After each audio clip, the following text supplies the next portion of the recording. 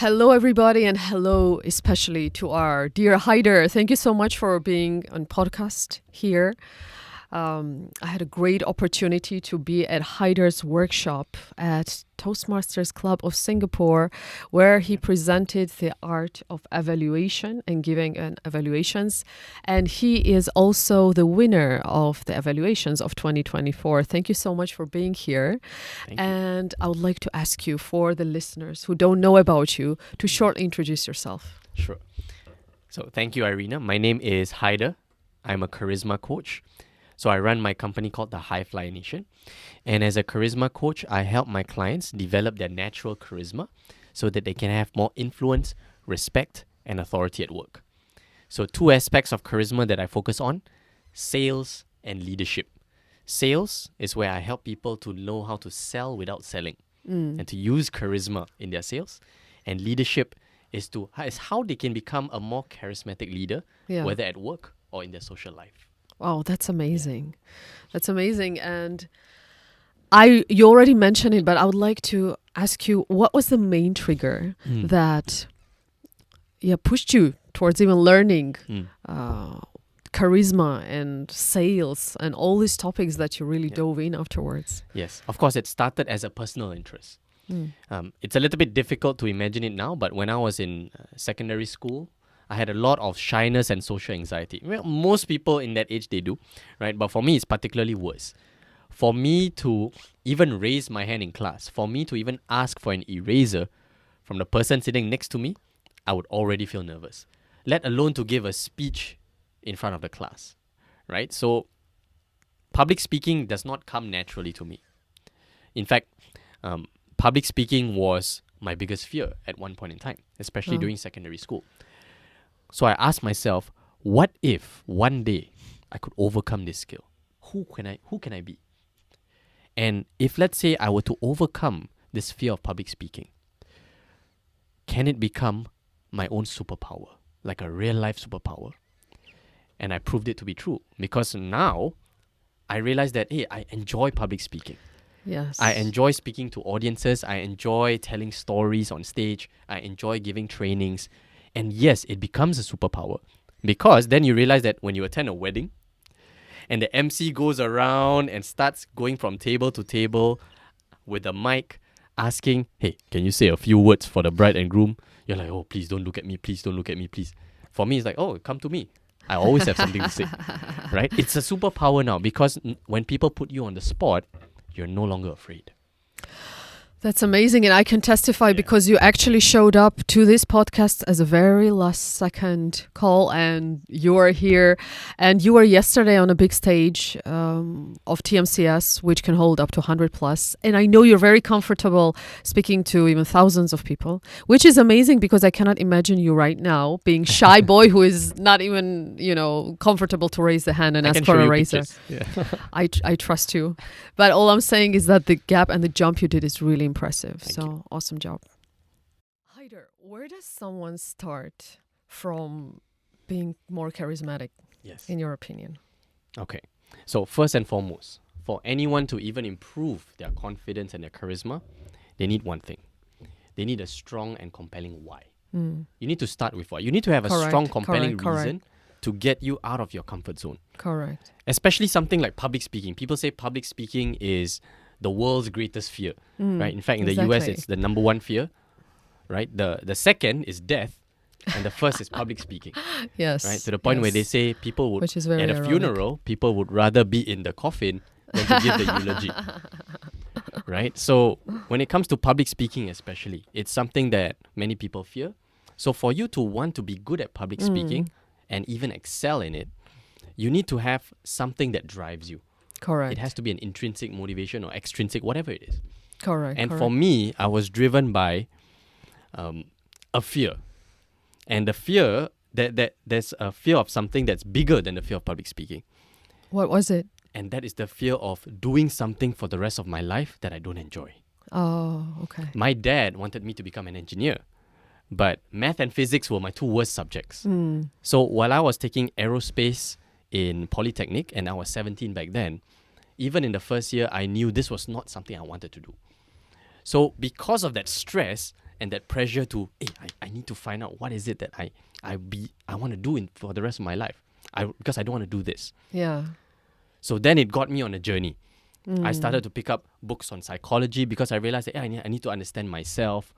I need to understand the mind. And then from me understanding myself, I realized that, hey, what if I was the one that wrote this self-help book? What if I'm Tony Robbins? What if I'm the one giving all these trainings and motivational talks? What a lovely way to look, especially as a mindset coach. I find what a nice twist to make yourself see completely other angle, not from the fear, but from the future perspective of completely empowered Exactly. and expanded version. Wow. Thank you for sharing. So that was the first vision that I had for myself. I started to see myself as a confident speaker on stage. And then somehow I was drawn to that. Yeah. And I never looked back. And That's it's been amazing. over 10 years, right? 13 years to be exact. That's amazing. And you won a valuation championship of Singapore. Tell us shortly about it. First, what was your motivation to go and say, I want to be the best in this? And what do you feel was the key element that helped you to win? Because for the listeners who don't know, Singapore has 200 clubs with I don't know how many thousand speakers. Toastmaster clubs, yeah. Toastmaster clubs. And you were the winner in evaluation. So what was that one little element that you feel was the key in winning it? Okay, so here's the thing. I never had the goal of winning to become the district or national champion. Yeah. I never had that goal. I just simply focus on what I love. I focus on what excites me. And what excited me at that point in time was to win evaluation contest because I realized, hey, I'm pretty good at this. Okay. And I was able to give feedback in a way that was very tactful, was very diplomatic, was very charismatic. And then I realized, maybe I have an edge in this. So like, why not try? I'm just going to try going all the way to the district. Then I realized, hey, I did pretty well. In fact, the first time I participated in a Toastmaster contest was in 2016, 2017. I went all the way to district for international speech and table topics. So I was big-headed, right? I felt that I was a great speaker already. And then I lost. I didn't place for both contests. Oh, okay. And then my ego was so shattered that I never participated for any contest for many, many years. What changed? How did you convince yourself back? Okay, so here's the thing. As a coach and as a trainer, I'm already giving a lot of feedback to my clients. It's part of what I do. Correct. So because it's part of what I do, it's part of what I love, it comes very natural to me. I've always seen myself as that counselor role. If you know Myers-Briggs type indicator, personality types, I'm INFJ. Okay. So I'm somebody who is a very good confidant, right? You have problems, you come to me. Correct. I can do a psychoanalysis of your problems and I can help you solve it. Correct. So for me, it comes very natural to me to want to give feedback. And because I'm also pretty decent in my language, it came together. So then I focused on just enjoying the process. I could see, when I saw you on the stage, you exuded so much, actually joy. I could see that you really enjoy yourself on the stage. Yes. And I feel this is one of the most important things that a speaker can have because the audience can only enjoy when you enjoy. That's right. So I loved it. Yes. Yeah. And I that's understand. charisma. And that's charisma. Yeah. So speaking of that, I know you mentioned about different styles of charisma. I'm curious, how do we even find what's my style of charisma? I didn't even know there are styles of charisma, by the way. I only learned it from you. Yes. So if I want to know what's my style, where do I even start? Okay, so first and foremost, yes, there are many different styles of charisma. In my workshops, I talk about this. There's authority charisma. You see it in political leaders, Barack Obama, Putin, even Donald Trump, right? There's visionary charisma from Steve Jobs, Martin Luther King Jr. So different styles of charisma has different characteristics. So authority charisma is about power. Visionary charisma is about being able to paint pictures with your words. I have a dream. Yeah. Right? Or like Elon Musk, we're going to fly to Mars, right? So visionary charisma generally is seen in more business leaders. There's also flamboyant charisma, the Lady Gagas of the world or the Marilyn Monroes, right? They are a little bit flamboyant, right? They have their own personal style that's very difficult to replicate. There's also genuine charisma. You see that in talk show hosts. people like Oprah Winfrey. Yeah. They can make you feel like, even in a crowded room, they can make you feel like you're the only person in the room. Correct. Right? So even Bill Clinton at that point, before the controversies, he had that when he was running for president. So that's genuine charisma. There's also rebellious charisma. People like Conor McGregor, Jake Paul, today's influencers. They try to do things that are very outrageous. And because they're doing things that most people don't dare to do, they're very charismatic. And then finally, there's kindness charisma. You see this a lot in religious figures.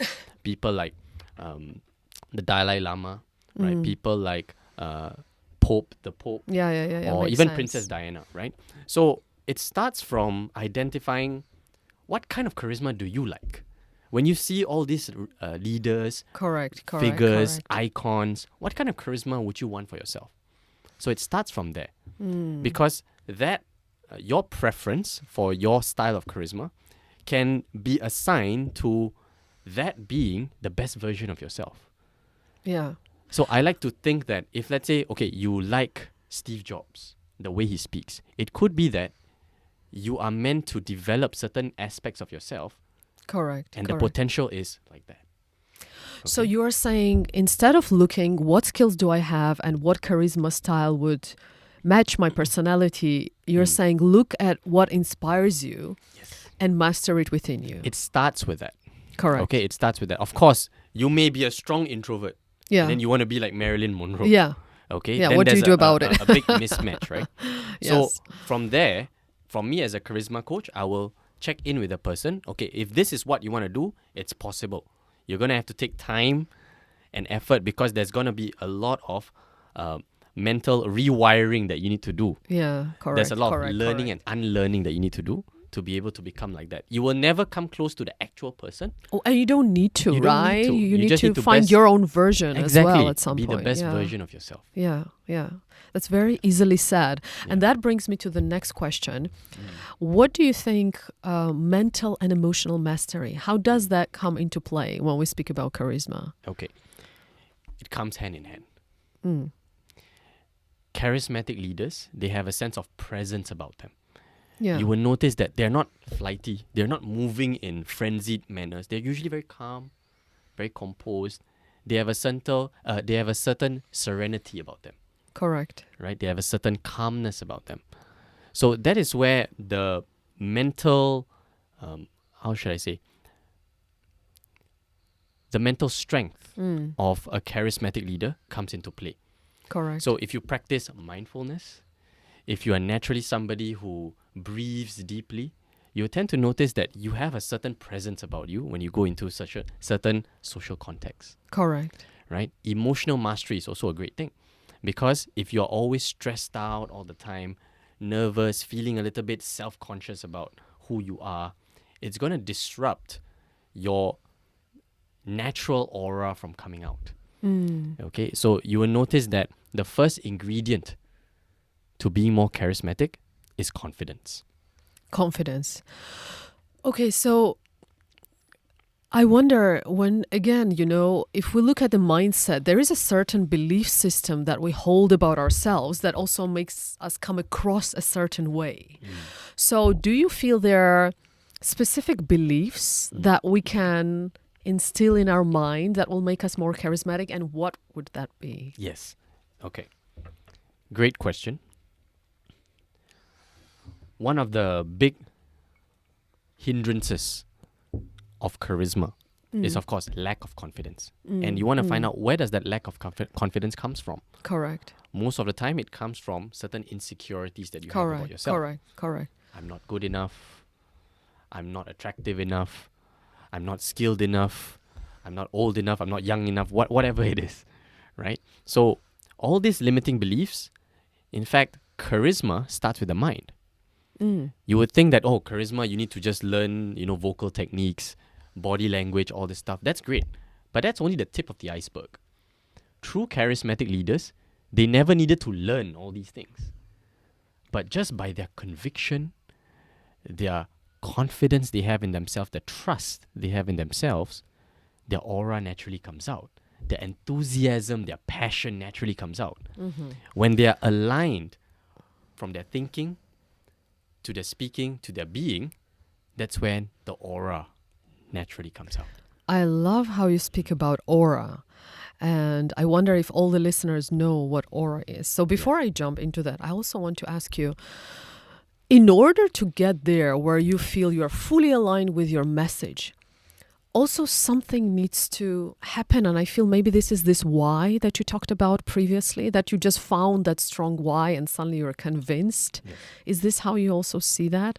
And also, tell us about what do you mean when you say aura? I know in my perception, I know what Yes. you mean, but I'm curious. Okay. So definitely the strong why, the compelling reason. That is the fuel that you need in order to sustain your evolution as a charismatic leader. Because you're not going to get from 0 to 100 in a year. Correct. Right? You need years of practice, of mental rewiring, of continuously having that vision of yourself. Yes. Being able to speak on stage or do whatever it is that you want to do. Right? So you need to have that persistence in that vision of yourself. Continuously feeding it and never letting go of that dream. Right? So even on my blazer here, I have a quote. Don't know whether you could see that. Can you read for us? So it says, "Be fearless in the pursuit of what sets your heart on fire." Oh my God, I love this. So it's This very is close to my heart. amazing. Right? Or what sets your soul on fire. So it's very close to my heart. Did you tailor-made that suit? You Yes. did? Yes. Oh boy, I really have to applaud you. This is amazing. I think you're the first person that I see with a quote. I mean, how did the idea come to you? That's one. Okay. And how does it help you? Okay. Words have power. Words have power. Whatever you affirm to yourself, whatever you program in your mind, whatever you see every single day, it has power. It becomes lodged into your subconscious mind. It becomes programming. Eventually, it becomes a part of you. Right? Yeah, So if let's say absolutely.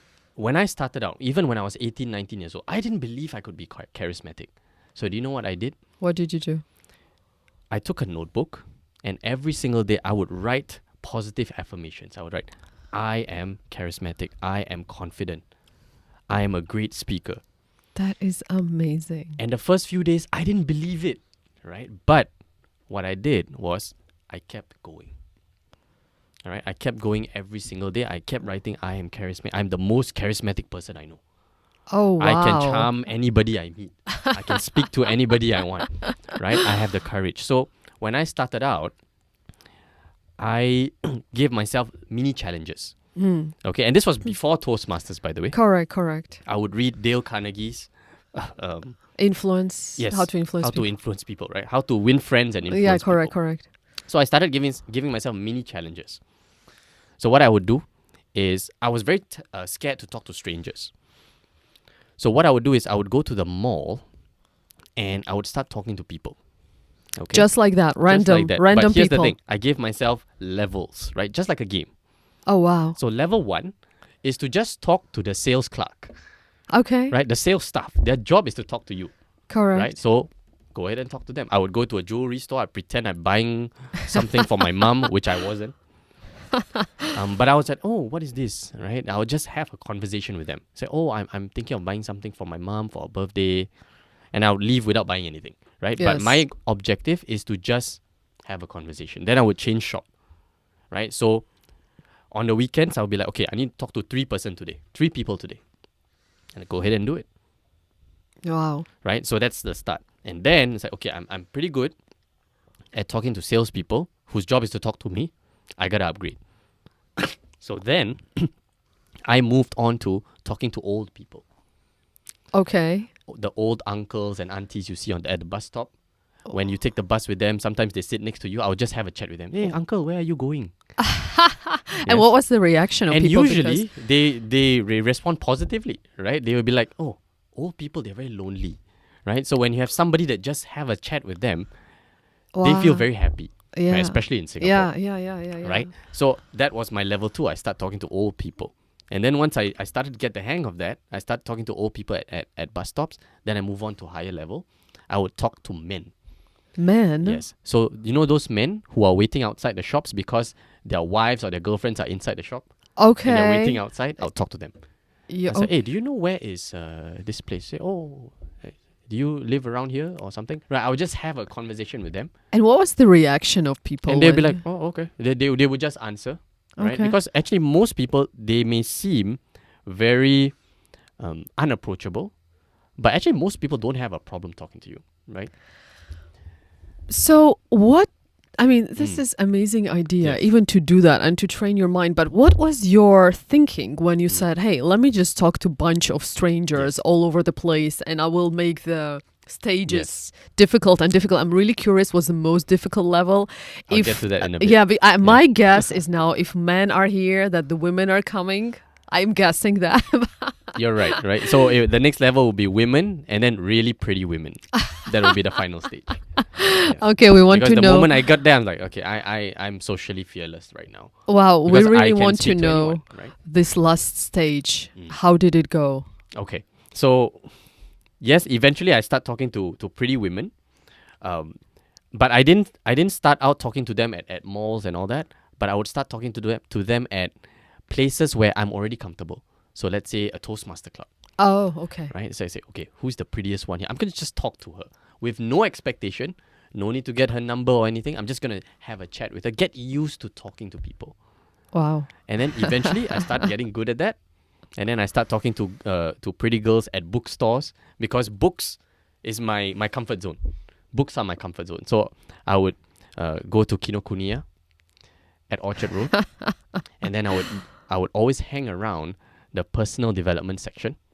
And then if there was a girl there, I would go up to her and say, "Oh, do you have any recommendations?" Okay. That's it. Say, "Oh, I like to read The Secret." Oh, I read about that. Then suddenly it becomes a conversation. Correct. Very natural, very organic. What did you want to get out of it? Like for yourself, what was the Yes. main goal of doing this experiment? Charisma, right? At the end of the day, I understood that if I wanted to be a certain person, I needed to walk the path. I needed to do it myself. In fact, one of the training that I did for myself when I was training for the International Speech Contest in 2017 was I practiced my speech in front of people in public. So I would go to Orchard Road In the street, in the streets, just like that. just like that, right? So I would go to somebody, like at Orchard Road. I would park myself at Somerset, Okay. at the area near Orchard Central. And then my friend, his name was Saif, he was one of my closest friends back then. And he was like, okay, that person. He would point to a person. I would go to that person and I'd say, "Hi, my name is Hyder. I'm practicing for a national speech contest. Is it okay if I just practice 1 minute of my speech in front of you and you give me some feedback?" Wow. And then the person would be like, "Oh, okay." The person could be smoking or doing whatever, Yeah. right? So I'll stand there and I'll say, "Life is about making choices." So I'll just do that while people are walking. That is Right? really fascinating. Yeah, social challenges. It The helps a lot. dedication that you're telling about is fascinating. And I feel you have a lot of courage to do these things because I don't know many people that would go that far, especially because of lack of courage, but also motivation, I feel. That's right. So you mentioned about writing affirmations. Mm. How long did it take you till the moment that you felt, you know what, I didn't believe it at that point, but now it feels that it's true? Okay. So at the start, most of the time when you are trying to develop your confidence or charisma, there are many things that you won't feel comfortable to do. Let's say you won't feel comfortable to speak to strangers in public. Correct. So the first few things that you want to do is mentally start seeing yourself doing that first. You don't have to actually do it, but what you want to do is you want to sit on a couch every day for 5 minutes. Just imagine yourself speaking to somebody in public very confidently, or speaking on stage very confidently, or talking to your boss confidently, or Correct. pushing that sale in a very smooth way, right? So it starts with visualization. Correct. So the moment you entertain mental images of yourself, your subconscious mind can't tell the difference between what is real Correct. and what is Correct. imagined, Correct. right? If you believe in law of attraction, you would feel like, okay, I'm manifesting this outcome that one day will happen. Correct. Okay, And I now- see you believe it clearly. You're practicing it. Absolutely, right? So I've been embodying it ever since 2011.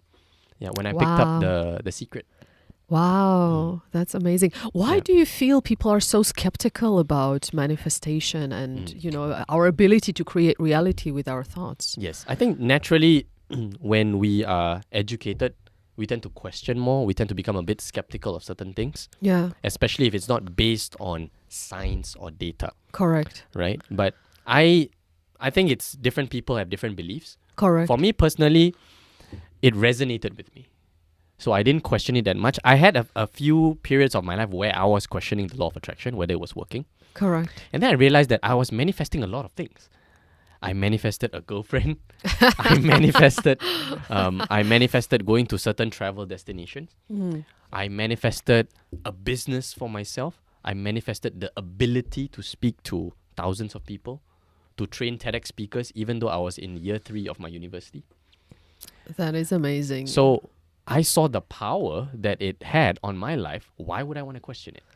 That is amazing. And a person who is such a good manifester, let's call it like that, what do you feel is the key element to manifest certain reality Yes. quickly? I love this. I love this question. And I'm a really big fan of Dr. Joe Dispenza Oh, yes, he is wonderful. because I read his book, Breaking the Habit of Being Yourself. Yes. That's one of my favorite books. And Dr. Joe Dispenza, he said, thoughts are the language of the brain, or thoughts are the language of the mind, feelings are the language of the body, Correct. right? Or emotions are or are the language of the body.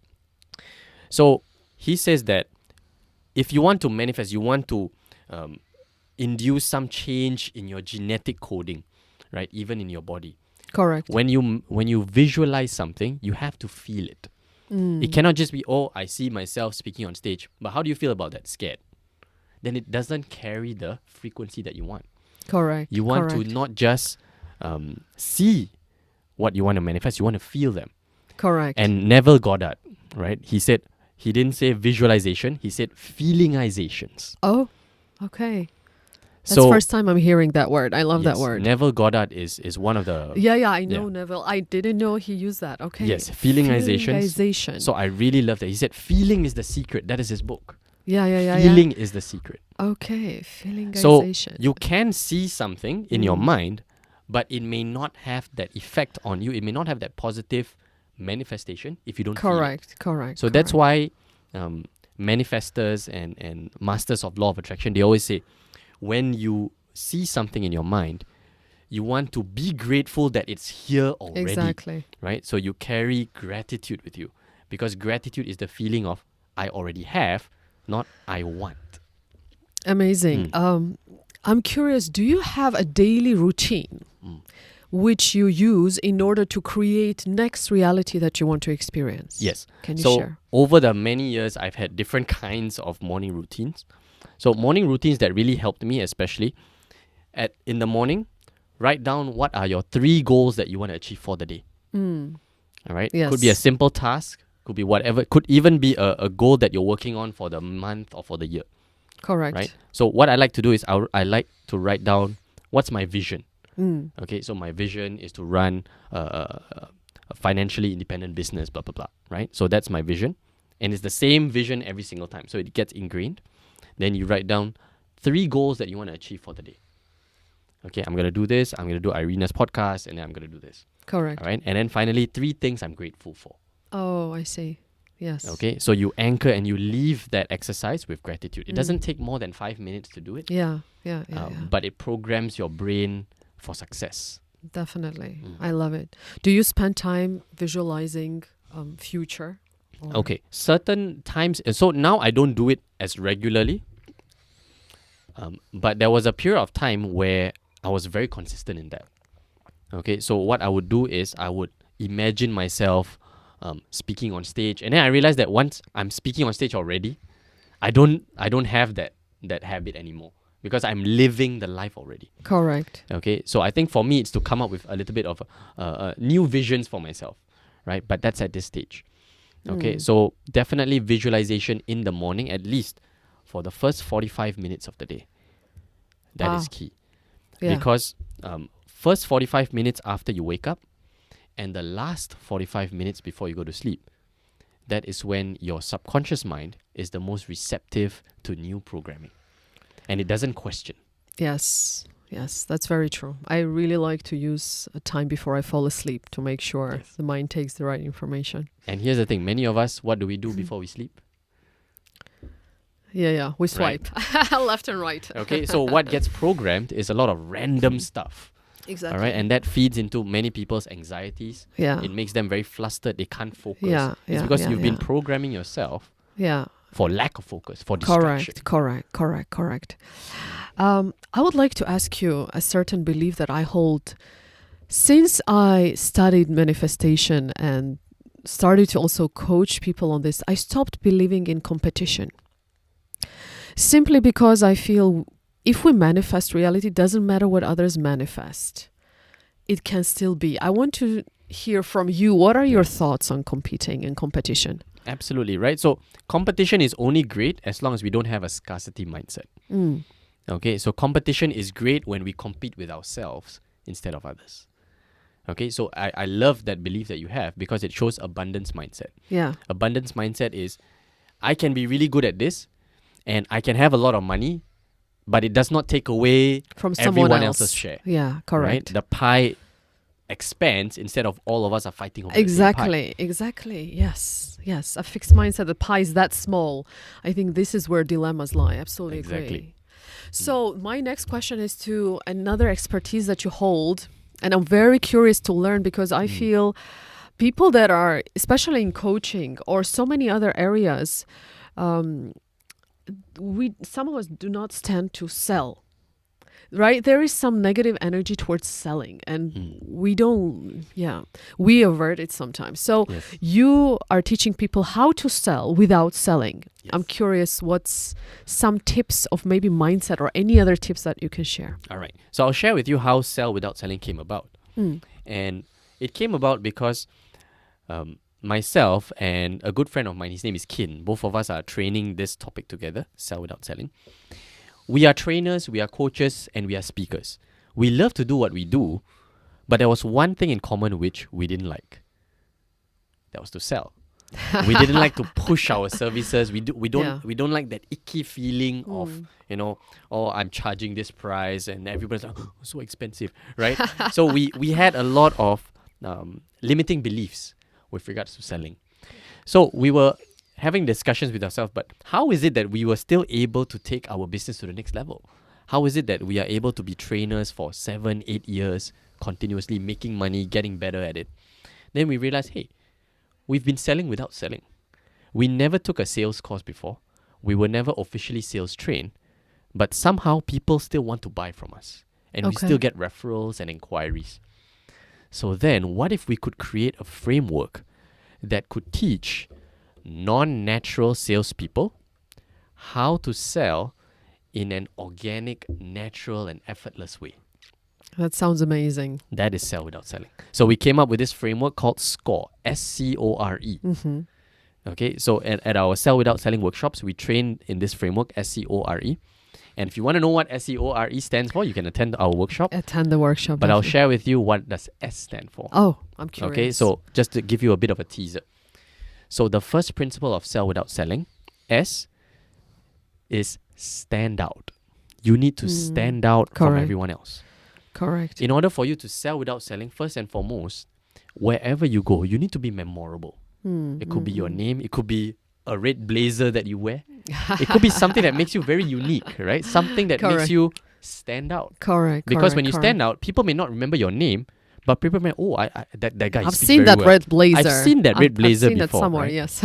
And it's an anchor again, the mind. Correct. Right? It's an anchor, it's programming. So once you find something that makes you stand out, your X factor, your charisma, you will start to notice that, hey, you will get a lot of different inquiries. People pay attention to you. And that opens the door for the other 4 principles, C-O-R-E.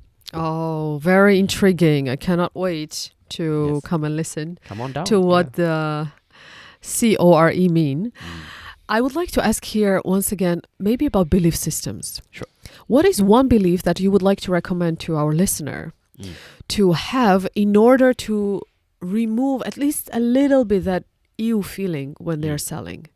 Is there a certain belief that you hold? For sales? For selling, yeah. Okay, for selling. You talked about limiting beliefs, right? So that many people hold. Yes. So is there one that we can invite people to change Yes. as they listen? All right. So a very simple belief that I have and I practice myself is educate, don't promote. Oh. Educate people about what you do. Share. Add value to people. Don't promote. Don't push. Yeah. You don't have to be like, oh, I'm doing this. Please attend. Can you please attend my workshop? Or can you buy my product, please? You don't have to do that, right? Because you are selling without selling when you are able to help people make the best decisions for their lives. So I'll share with you a story of one friend of mine. She's a very good friend of mine. She's a financial advisor. And many of my participants who attend Sell Without Selling, they are in the financial advisory line. And what she would do, she would sell insurance, right? But when I first came to her, it's very funny. She is representing a certain company. But when she's sharing about the different insurance that I could buy, she would also review other companies' insurance. Okay. That if she were to get me to buy, she wouldn't get a commission from it. And I'm like, wait, this is very interesting, because you would tend to be biased towards your own company stuff. But from her point of view, she's like, I just need to educate you that my company, this policy is not as good compared to this company. So it'll be better for you if you get this one. Oh. Then I'm like, wow. That made an impression immediately. I was blown away. Okay. Because I realized that she cares for me more than her own commission. That's amazing and very, very rare. Right? So Yes. I was like, no wonder you're so successful. No wonder you have a continuous stream of referrals coming to you. People are recommending you left, right, center. Wow. Okay, because she takes her the value that she gives to her clients more important than the money she makes. And that's in a sales. really great tip. And that is a little bit being selfless on some, if that's the right word to express that, you are honest. And honest, actually, you're honest. You want indeed the best for the person you're serving. And if it's not your specific product, then still be honest to help that person. Exactly. Lovely example. I love it. Thanks a lot. I'm guessing that your intrigue in selling came after you've talked to so many people in the streets, in the bus stops, everywhere else, and you felt like, okay, let's do it. All right. Is that what triggered it? Okay, for me personally, I realized that I'm good at speaking, I'm good at training, I'm good at coaching, Yeah. but I wasn't as good at selling or business. So I had to climb a new mountain now. I want to climb a new mountain whereby I'm excellent at business, I'm excellent at sales. So in order for me to do that, I need to start teaching people how to sell, because the best way to learn is to teach. Absolutely. Right? So I was like, okay, what if I could learn selling in a way that I really like, which is to train? Wow. I love that tip, and I absolutely agree with that as well. The best way to actually learn and master a skill is to teach a skill. That's what I love to do as well. And thanks for reminding about that. You spoke about that second mountain. I'm very curious. What's the next big mountain for you that you feel you want to climb and you want to put your red flag? My guess is it would be a red flag, right? For you. What's the next one? Okay, so the next one, I've been running my business solo for so long. I want to run a team. Right? I want to have my own team, and it has to be a business that creates time and financial freedom for me. Okay, so currently I'm using a lot of my own time for my coaching, for my training. Correct. I have to be there, right? But eventually I would love to be able to explore the world and run my business from wherever and still make an income 24/7, making that passive income. Yeah. So that is the new mountain for me. So my life, I've split it into decades, right? I've done sort of like a life planning. All right, this is what I want to do in my 20s. So in my 20s, it was highly focused on mastery of one skill, and that is public speaking and charisma. Correct. So in my 30s and 40s, it's going to be mastery of business. So that is the new avenue for me. So if we follow the logic, then my expectation is that you will be teaching people how to be free and how to work from anywhere. Because as you mentioned, Yes. mastering is teaching others. I have to lead the way, right? I have to do it myself. Yes. And then eventually, maybe in my 40s onwards, Correct. I could move on to something different, right? But whatever it is, Correct. right now for me, it's income generation. And I feel like the best way to make money is to help people make money. Yeah. So sell without selling, our main goal is like, we're going to triple your income. Yeah. How can you sell even in between your sales pitch or your sales pitches? That's a great proposal. Yeah. Very, very intriguing. Triple your, I want to do it. I want to do it myself. Come along with us. Yeah. Right. So we're all on this journey together to triple. That's our lovely. And income. that is in line with abundance mindset that we've been talking about. Exactly. I would like to ask you about TEDx, because we might have some speakers who are listening who want to go on TEDx. Yes. What's one tip there? Okay. First and foremost, you need to have a compelling idea, regardless of how well you speak. And here's the thing. TED, or rather TED Talks or TEDx, is all about ideas. If it's a compelling idea, if it's an idea that adds value to people, that's a start. That's a good start. Because a lot of people want to be TED speakers because of personal branding purposes. Correct. Or I want to be seen as a TEDx speaker. And many of them are great, may not be great speakers. But at the same time, what's even worse is that they don't have a compelling idea. Correct. Okay, so you need to find what is that idea that you want to champion. And you have to spend the next few years to devote yourself to really crafting and honing that idea. Because once you're able to do that, when you give that TED Talk, it's going to sound really congruent. You're going to be very charismatic when you do so. The speaking skills come later. Yeah. Right? So Yeah. idea first, speaking skills later. Yeah. Right? So for me, correct. one of the first few TED speakers that I trained was in 2017 when I was training the participants for TEDx SIM. Okay. Right? So SIM was my university back then. Correct. And I received a call. Back then, I received a call from the president of the SIM Toastmasters Club. He said, "Hey, bro, we need your help for TEDx SIM. Right? We want you to be part of it." And I was like, "Oh, do you want me to be a TEDx speaker?" I was like, "Do you want me to be a TEDx speaker?" And he said, "Actually, no. We want you to train all our TEDx speakers." Then I'm Wow. like, That's amazing. Okay, I've never given a TED talk before, but they want me to train their TED speakers. Yes. That's Yeah. amazing. Yes. So Wow, that was what we so- focused on. Yeah. So just for our listener to know, do you help potential speakers to develop the speech or also create an idea? Okay, everything. Everything. Yes. All right. From the moment they have an idea, how do you properly flesh it out into a TED presentation, which is wow. generally 18 minutes Correct. or correct. less, depending on the Correct. TEDx correct. event that you're correct. presenting. Correct. Lovely. Yeah. Thank you so much for sharing. I guess a few final questions for you. Sure. And I love the idea of the affirmation, or rather the belief that you have in the inside of your suit. Do you have some Yes. other secret weapons, if I may call, that you use in order to keep the right energy? Okay. Do you always wear red, for example? Okay. I usually wear red when I want to anchor a certain emotion. What is that emotion? Okay, charisma. Oh, okay. So for me, charisma is not just a symptom, or it's not just something on appearance, but it's also a feeling. Do you feel charismatic? Correct. All right. Now, the real test for me is, can I even be charismatic without the red blazer? Right? Can Because you? very early on, my friends would make fun of me, even the ones in university. They would make fun of me because everywhere I go, I would wear a blazer. And this was before the red blazer. I would just wear a blazer. In fact, even in school, I would be known as the guy who wears suits to school. Right? I would have that reputation.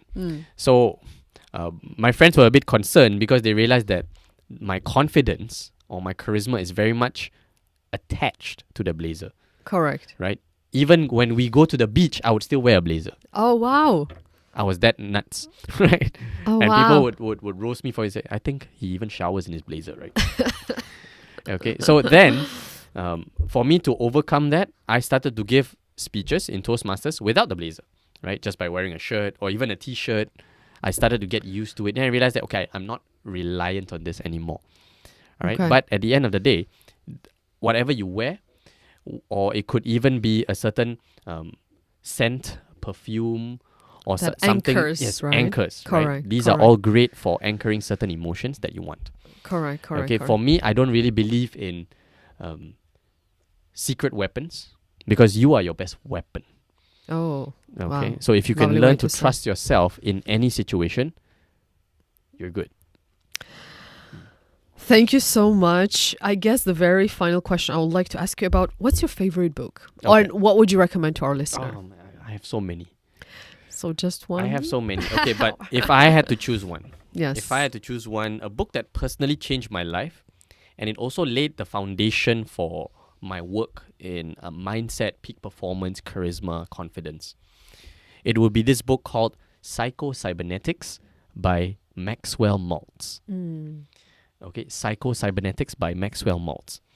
And this book is so powerful because it only talks about one concept: self-image. Okay.